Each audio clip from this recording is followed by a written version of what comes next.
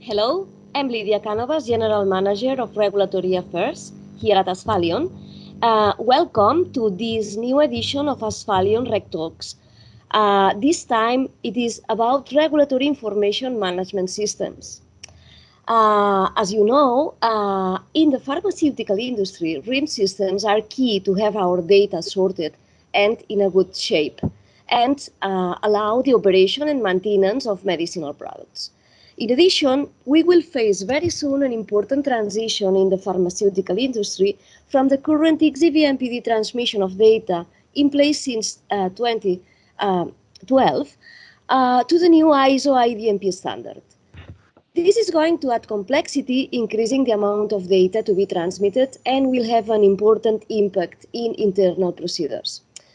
In this scenario, the regulatory information management systems will be even more important. That's why we have created this series of RegTalks to give you information and support on this topic and support you in the process. Today, it's our pleasure to introduce you Frank Dickert. Frank is Senior Business Consultant of EXTEDO, and in this RegTalk, we will be talking about several aspects of RIMS systems. Welcome, Frank, and thank you so much for participating in this RegTalk. So, my first question is, well, what would you define as RIMS system, and what would you consider as the basic capabilities of RIMS? Hello, it's a pleasure to be here in your RegTalks. So from our point of view, the RIMS is a solution that is offering master product data management, controlled vocabulary management and integration, regulatory activity management with submission content management, health authority communication management, as well as the possibility to incorporate documents related to regulatory activities. This RIMS should, as it is now in our EXTEDO solution, using the same platform as a document management solution and offering the capabilities such as submission documents management, quality document management, clinical document management, also correspondence management, label management, and safety management. It should be a platform solution that allows to manage data and documents which are required during the product life cycle, work at life science companies, and that are always assuring, and the solution is always assuring to regulatory compliance such as IDMP, R3, and other standards. So this is what we would define on our RIMS system, huge package. Thanks a lot. Another question. What, in your opinion, are the key factors leading companies towards implementing RIMS? Does it make a difference depending on the size of the company, portfolio, revenue, or number of activities, or annual regulatory activities or variations? Yes, so we think that key leading factors can be, for example, the requirement to be more efficient and to implement an out-of-a-box project management or regulatory activity management. That's with the solution to replace Excel sheets or homegrown solution. So everybody is aware of Excel, that it has its limitations, and this can be covered by a RIMS system. Another trigger can be from a regulatory compliance like ITMP, whereas companies require a solution to manage data and submit according to the standard. And of course, it makes a difference. Companies with a small portfolio tend to have Excel and therefore using the implementation out of the box. And bigger companies tend to be IDMP compliant and compliant to the standards. But anyhow, both key factors apply to both small and big companies and to big and small portfolios. Thanks. How does having a RIMS system affect impact assessment in a pharmaceutical company, in your opinion?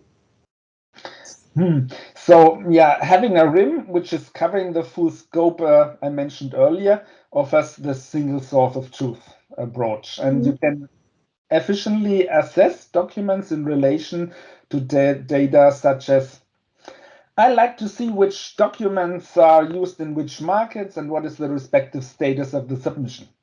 Or that happens sometimes to me in my regulatory life. I have to find the products impacted by a substance manufacturing change and which status of the regulatory activities in certain regions. So you always have to look like that. So it can facilitate the work of the regulatory teams and to find information more easily, to get the responses to our management and to even the responses to authorities can be optimized, right? Yeah, exactly. It's like the boss is coming and wants an information from you, and you can easily find it in the RIM system. And also the documents, if the RIM system includes also the DMS. Yes. And we have clients in different sectors, not only in human medicines. Do you think that RIMS are specific to human medicines? How can RIMS improve companies with other core business, such as animal health, consumer health, API suppliers, or others? Yeah, I think that a RIM is not specific to human medicines. So I may have a focus on humans, but should be open to be enhanced for other businesses fields such as animal health, yeah, consumer health.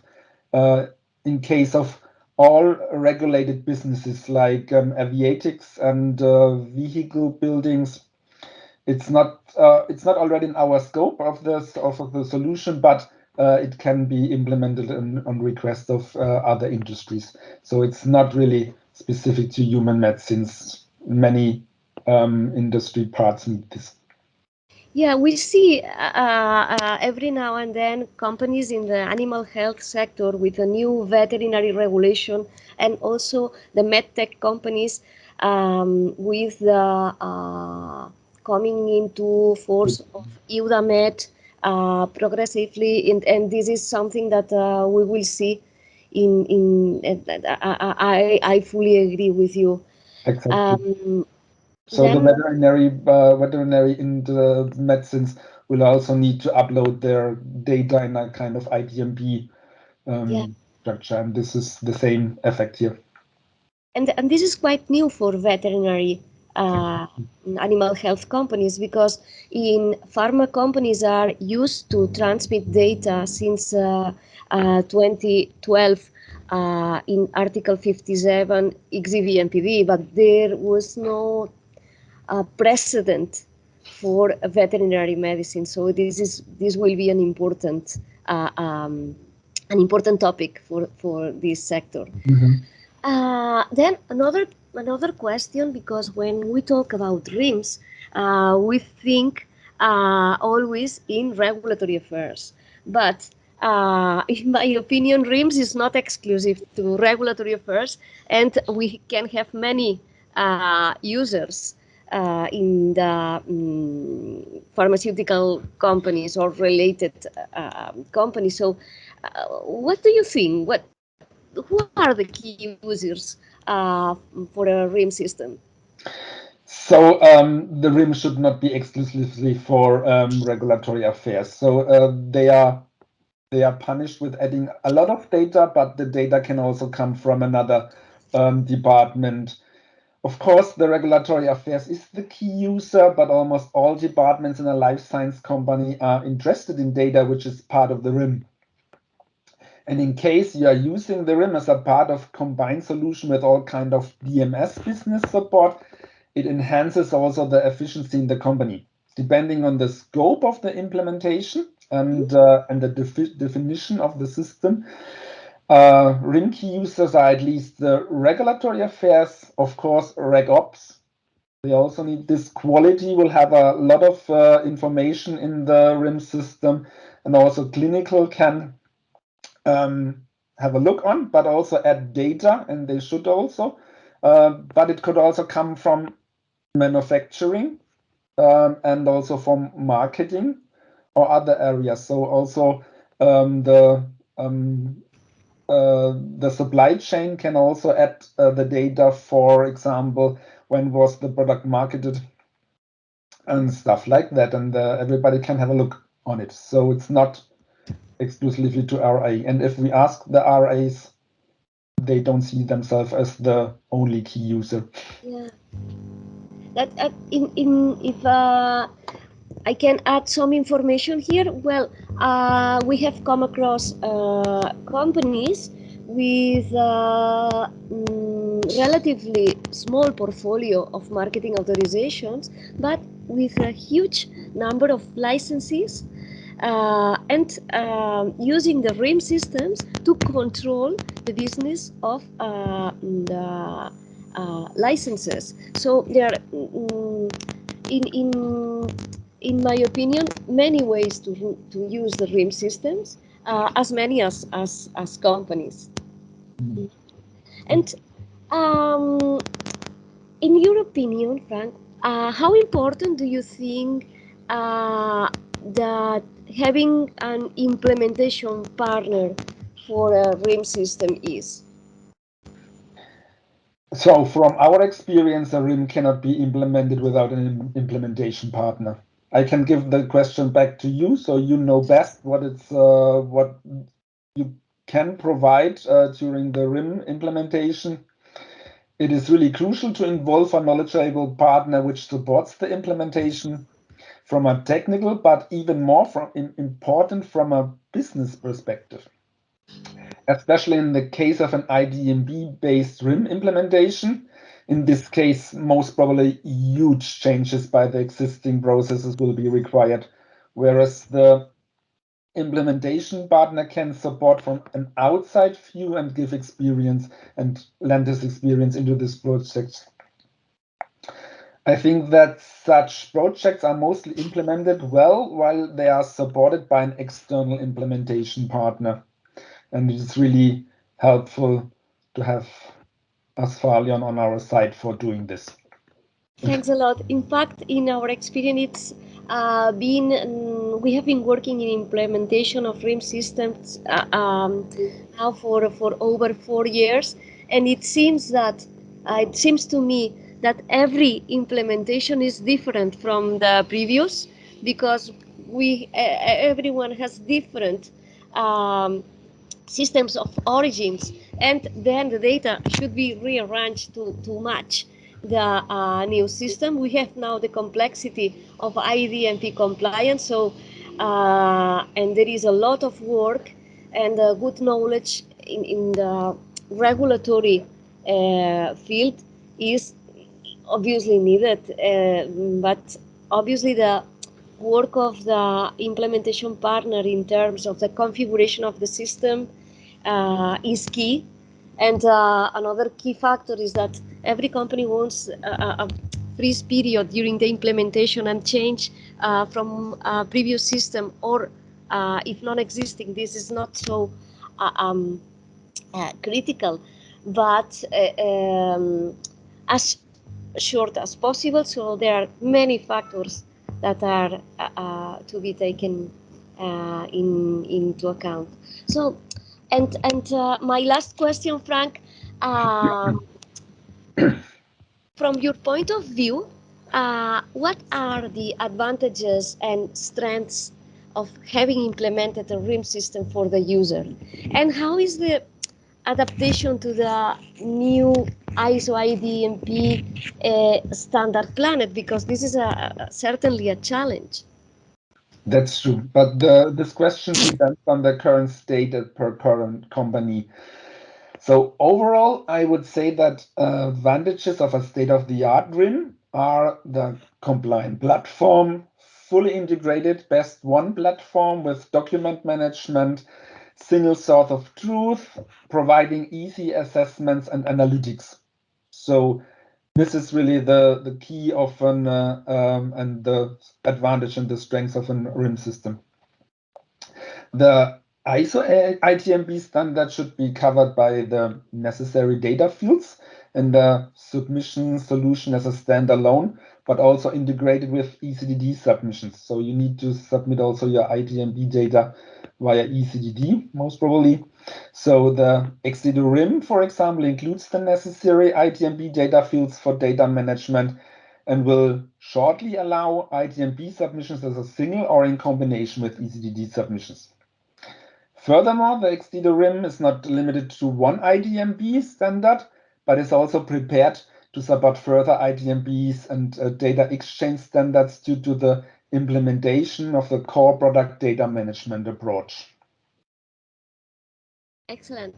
This is something that is coming up, and an idea that we have identified, that the data management in terms of XEV and PD transmission evolving to ISO IDMP will be more and more linked to the ECTD making process, because now companies have more the XEV and PD Article 57 linked to pharmacovigilance departments, and from now the ISO IDMP will be more linked to the submission sequences. So this is a change of paradigm. Can you comment about this, or what do you think? That is, I have the same opinion. That is, the XEV and PD data have been only a few attributes you have to add, and they have been done very fast via the web tool of XEV and PD. But IDMP is growing, and it is adding more and more attributes you have to fill, and you give the data from your products in. And it cannot be only covered by pharmacovigilance, or it's not only the name and where it will be marketed and how it is registered. It covers a lot of information that is provided in the dossier, and you have to have the whole dossier and the whole information of the company for this product to fill the IDMP data. Okay, fully agree. I fully agree with you, and thanks a lot, Frank. I think that we have covered all the topics, and we are running out of time. So the only thing is to say a big thanks to you, Frank, and stay well. And thanks a lot. Thank you, Jude. It was a pleasure. Thank you.